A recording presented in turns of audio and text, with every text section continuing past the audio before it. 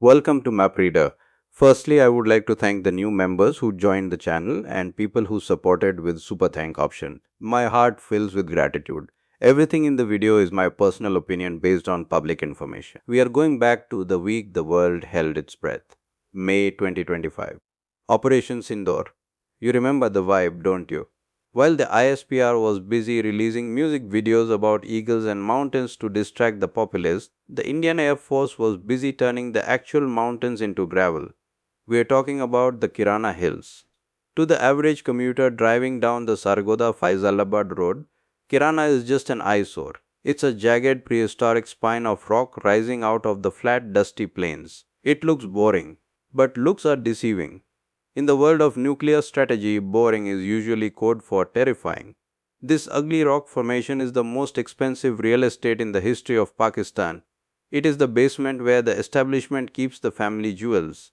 It is the garage for the apocalypse. But to understand why India hit it, we have to stop looking at it like a tourist and start looking at it like a geologist with a security clearance. Let's talk geology. Because before you can dig a bunker, you need the right dirt. Kirana isn't just a hill, it is a geological anomaly. It is composed of Precambrian slate and quartzite. This is rock that is hundreds of millions of years old. It is hard, it is dense, and it is incredibly annoying to drill through. Why does that matter? Because if you want to hide a nuclear weapon from a satellite that can read a license plate from space, and if you want to protect that weapon from a bunker buster bomb, you don't dig in the sand. You dig in slate. Real world intel documents that have been gathering dust in Washington and Delhi for 50 years tells us the history here. Back in the late 1970s, when Pakistan was desperate to catch up to India's nuclear test, the Pakistan Atomic Energy Commission (PAEC) didn't go to Chagai first. They came here, they came to Sargodha. A team led by Dr. Ishfaq Ahmad scouted this location. They needed a place that was close to the air bases but secluded enough to hide the noise. They created a special unit, the Special Development Works (SDW), which sounds like a construction company for luxury condos but was actually the cover for the military's tunnel boring division. They spent the 1980s turning this mountain into Swiss cheese. We are talking about tunnel boring machines, TBMs, running 24/7. Open source intelligence confirms the existence of at least 46 distinct tunnels in this complex. 46. Imagine the scale of that. This isn't a cave, it's an underground city. It has its own power grid, its own water supply, and its own climate control. Why climate control? Because nuclear triggers are sensitive. You can't just leave a physics package sitting in a damp cave with bats and spiders. The high explosive lenses used to compress the core need precise humidity and temperature levels or they degrade. So deep inside that Precambrian slate, behind blast doors that weigh more than a tank, there are clean rooms, there are laboratories. This is where they conducted the cold tests, 24 of them between 1983 and 1990. They detonated the explosives without the nuclear core to see if the math worked. The mountain absorbed the shock. The satellites picked up the seismic blip and the Americans wrote panic memos. This place is the nursery where the bomb was born. Now fast forward to Operation Sindoor. When the first rumors of the strike hit X, the internet sleuths went wild. Everyone opened Google Earth and zoomed in on Sargodha. And what did they see? Their eyes went immediately to these weird rectangular earth mounds at the foot of the hill. You see them, right?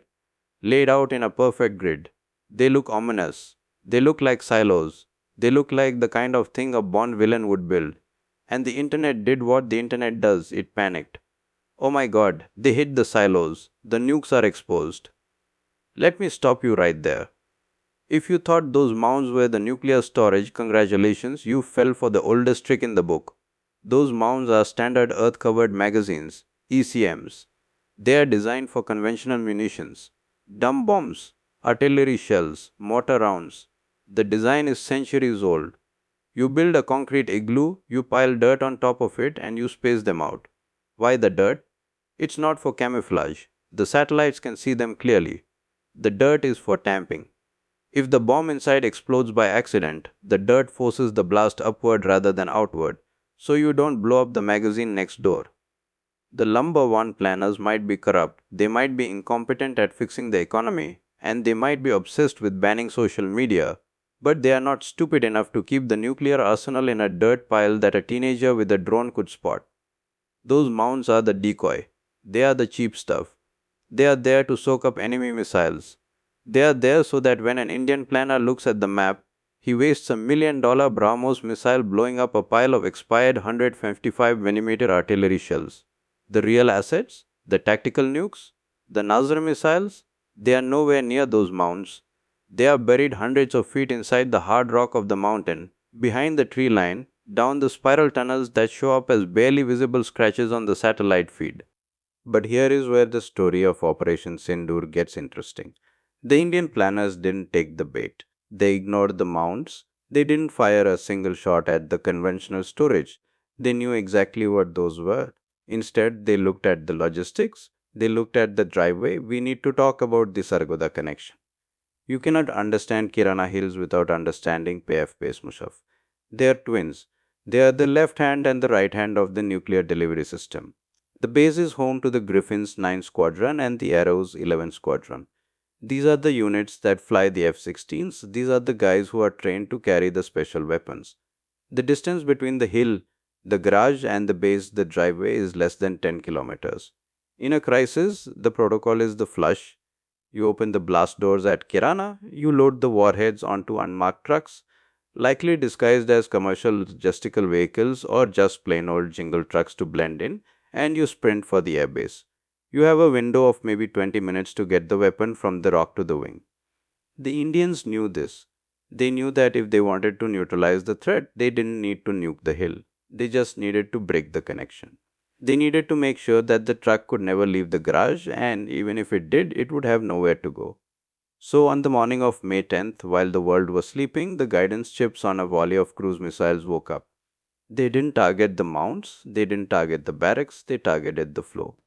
And that brings us to the strike itself, the moment the silence was broken.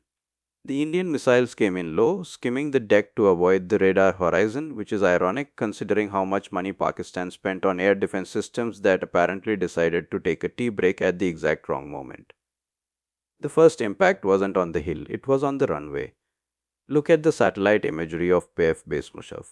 That is what we call a textbook double tap. You see those two craters? They are dead center on the tarmac. They are spaced perfectly, one near the threshold, one near the midpoint. That isn't random, that is math. By putting two holes in the runway at those exact intervals, the IAF effectively cut the usable length of the tarmac in half. An F-16 fully loaded with fuel and a special weapon is heavy. It needs runway, it can't take off from a parking lot. By cratering the strip, the Indians grounded the delivery system. The Griffins and the Arrows were stuck on the ground, effectively turning the pride of the Pakistan Air Force into very expensive, very stationary paperweights. This was step 1, break the driveway. But step 2 was the one that really terrified the boys in GHQ. Step 2 was the throat punch, because while the runway at Mushaf was smoking, another missile was banking hard towards the hills. It wasn't aiming for the decoy mounds, it wasn't aiming for the peak, it was aiming for a tiny, insignificant patch of scrub between two guard towers. A spot that looks like absolutely nothing on a map unless you know how underground cities breathe. That spot is a primary ventilation and intake shaft. When you build a massive underground city, you need air. You need massive HVAC systems to keep the humidity down so the electronics don't fry and to keep the personnel breathing. These shafts are the Achilles heel of any bunker. You can reinforce a blast door to take a direct hit, but you cannot reinforce a hole that needs to suck in air. The BrahMos missile didn't just hit the hill. The trajectory suggests it likely went down the shaft. Imagine a supersonic missile traveling at Mach 3, threading the needle into a ventilation duct like it's Luke Skywalker blowing up the Death Star. Except this isn't a movie and the bad guys don't have a sequel. This creates what we call the shotgun barrel effect. When an explosion happens inside a confined tunnel network, the physics changes completely. The blast wave can't expand outward into the open air, so it travels down the tunnels. It follows the path of least resistance. It turns the bunkers on reinforced walls against it. It blows out the blast doors from the inside. It shreds the filtration systems. It collapses the lungs of the facility. And the battle damage assessment confirms it. Look at the smoke plume in the footage. You see two distinct colors. The outer ring is white, which is just pulverized concrete and rock dust from the impact point. But the core is black. Black smoke in a strike like this means something is burning deep inside. Fuel, wiring, high explosives, or maybe the paperwork for the general's plot allotment in DHA. It wasn't a surface scratch, it was a decapitation strike. India didn't destroy the nukes, they buried them alive. They choked the facility. The garage was sealed shut and the driveway was full of potholes. But the incompetence, I mean the strategic brilliance of the layout gets even better. Let's look at another feature that we spotted in the imagery, something that has been sitting there in plain sight since the disco era. If you cross reference the grainy archival footage from December 1985 with the high res shots from 2004, you see a perfectly circular clearing right next to the cliff face. That is a helipad, and it's not there so the soldiers can order Food Panda by drone. That is the VIP Express lane. When the top brass from GHQ or the scientists from the PAEC come to inspect the inventory, do you think they drive 3 hours on a bumpy road in a Land Cruiser? No. They fly in. They land right there, take the short paved drive into the dense tree line, and disappear into the mountain. That tree line isn't a nature preserve, it's camouflage for the main tunnel entrance. It's a direct line from the air to the underground. It's also likely how they move the sensitive components, the triggers, the physics packages without bouncing them around in the back of a truck. Sensitive electronics don't like potholes. But here is the problem with having a VIP entrance, it marks the spot. It screams, hey, the important stuff enters here. So when the balloon goes up, that helipad is basically a bullseye painted on the ground for any loitering drone or cruise missile. It's the ultimate hubris. They assumed they would always own the skies. Operation Sindoor proved that they barely own the ground they stand on. And speaking of hiding things, let's talk about the glitch. After the strike, a new image surfaced showing a strange blurred smudge on the map, just a few meters away from the ventilation shaft impact site. Your eyes might skip over it, thinking it's just a rendering error or a cloud. But in the world of satellite imagery, there are no accidents. That is a digital sensor. We call it a sanitized order. Satellite providers don't just accidentally blur a random patch of rock on a high priority nuclear target unless they are told to. That blur is likely hiding the emergency exit or a secondary intake that was hastily reinforced or dug out after the primary shaft got stuffed with a Brahmos. It proves that the damage was critical. They can scrub the pixels, they can call up Google and tell them to smudge the map, but they can't scrub the suspicion. It's like trying to hide a car crash by putting a sticky note over the dent. We know it's there. We know you're panicking. And the fact that they felt the need to blur a random rock confirms that the strike hit something vital. But the real comedy, if you have a dark sense of humor, is what is happening right next door. If you think a few trapped missiles and a broken ventilation shaft are the only scandal here, you haven't been paying attention to the business acumen of the people running this show. You see, running a nuclear program is expensive. You need cash. And apparently, the budget for secret underground layer was running a bit low, so they decided to improvise. Look at the latest imagery, specifically at the foot of the hill, right next to where they store the apocalypse. What do you see? Stone crushers. Massive industrial dust belching stone crushers. Now ask yourself, where are they getting the stone? They are mining it right off the face of Kirana Hills, the same hill that houses the nuclear arsenal, the same hill that has been absorbing radiation from coal test and leakage for 40 years. You have to appreciate the sheer unparalleled cheapness of it. Most countries, when they dig a secret nuclear bunker, they take the excavated earth and bury it in a lined pit in the desert. They treat it like toxic waste. But here, no. Here they see a business opportunity. Why waste good rock? They probably said. Let's crush it and sell it. So they take this rock that has likely been exposed to heavy metal particulates, depleted uranium residue, and God knows what else from the tunnel boring, and they grind it down into gravel.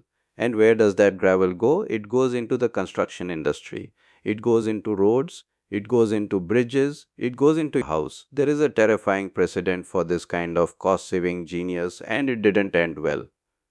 Remember the Cobalt 60 incident in Taiwan? Back in the 80s, some brilliant mind decided to recycle radioactive scrap metal into steel rebar. They built apartments with it. For 10 years, people lived in those flats, sleeping next to radioactive walls, cooking in radioactive kitchens, until a guy walked in with a Geiger counter and the thing went off like a fire alarm in a library. Now look at Sargodha.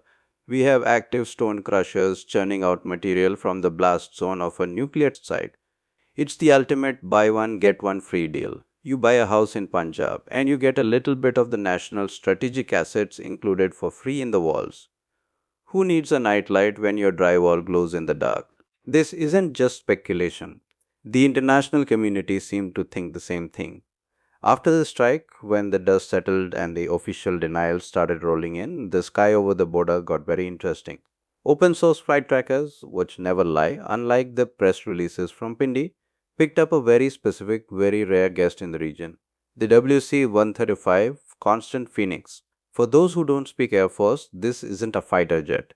It doesn't carry bombs, it carries sniffers. The US Air Force uses it for one thing and one thing only: detecting nuclear particles in the atmosphere. They fly it when North Korea decides to rattle its saber. They fly it when Chernobyl acts up, and suddenly in May 2025, they were flying it near the Pakistan border, doing loops just waiting for a whiff of something spicy. Why? Because if that BrahMos missile actually managed to penetrate the ventilation shaft and detonate inside a storage tunnel, there is a non zero probability that it compromised a warhead. We aren't talking about a nuclear explosion that requires a specific firing sequence, but we are talking about a dirty leak. If a conventional blast shatters the casing of a stored warhead, or if it pulverizes the depleted uranium shielding, you get radioactive dust leaking into the air. The Americans weren't there for the view. They were there to see if the Kirana hills were leaking. They were checking if the shotgun barrel effect had cracked a core. The presence of that plane is the smoking gun. It confirms that intelligence agencies worldwide knew exactly what that target was. They knew India hadn't just hit a random hill, they knew the strike was close enough to the good stuff to warrant a radiation check. Think about the implications of that. The number one establishment spends billions on PR, convincing you that the nuclear assets are invincible, that the custodial controls are foolproof. And yet, one supersonic cruise missile, flying low and fast, managed to turn their most secure facility into a potential hazmat zone. And where was the air defense? Where were the HQ 9s? Where were the world beating radars? Apparently, they were on a tea break. Or maybe they were too busy tracking political dissidents on Twitter to notice a cruise missile flying down the main street of Sargodha. It is the ultimate humiliation. You buy a Ferrari for show, but when the race starts, the engine falls out. The strike didn't just break a tunnel, it broke the myth of invincibility. It showed the world that the strategic assets are sitting ducks. If a conventional missile can lock the door, you don't need a nuclear war to disarm Pakistan. You just need good aim and a map of the ventilation shafts. And let's go back to those stone crushers for a second, because the horror of that reality really needs to sink in. We are talking about a country that is obsessed with security, yet they are literally selling the mountain that shields their nukes to the lowest bidder. Every truckload of gravel that leaves that site is a security breach. Every stone that gets crushed is removing the physical protection of the facility. You are literally eroding your own shield to make a quick buck. It is the perfect metaphor for the entire system, selling the long term survival of the state for a short term profit. And the people buying it? They have no idea. The contractor building a new housing scheme in Faisalabad doesn't know his gravel is radioactive. The family moving into that house doesn't know why their hair is falling out 3 years later. It is a silent, creeping disaster that will kill more people than the missile strike ever did. The radioactive gravel could kill thousands over the next decade, and nobody will ever link it back to Kirana. It will just be bad luck. It will just be God's will. But we know better. We know it was the will of a corrupt contractor and a lazy general who couldn't be bothered to dig a proper dump site. So, what is the conclusion here? What is the takeaway from the ashes of Operation Sindoor? It's that the game has changed. India has a habit of evolving. In Operation Sindoor, they went for the throat. They demonstrated that they don't need to fight a full scale nuclear war to win one. They just need to make sure the other guy can't get his key into the ignition. The strike on Kirana Hills was a masterclass in compellence. It was a message sent in high definition explosives. We know where you live, we know where you hide, and we can lock you inside your own house. They broke the driveway at Mushaf, they sealed the garage at Kirana, and they left the Lumber One boys scrambling to explain why the invincible defense couldn't stop a supersonic cruise missile from turning their most sensitive site into a smoking crater. The establishment can deny it all they want. They can paint over the scorch marks, they can plant new trees, and they can blur the maps on Google Earth until the pixels scream. But deep underground, in the dark, amidst the twisted metal of those ventilation shafts, the message was received loud and clear. The silence of the hills isn't peace, it's the silence of a tomb. And for the people living nearby, buying that cheap gravel from the stone crushers, I'd suggest investing in a Geiger counter. The tea might be fantastic, but I have a feeling the aftertaste is going to be radioactivity.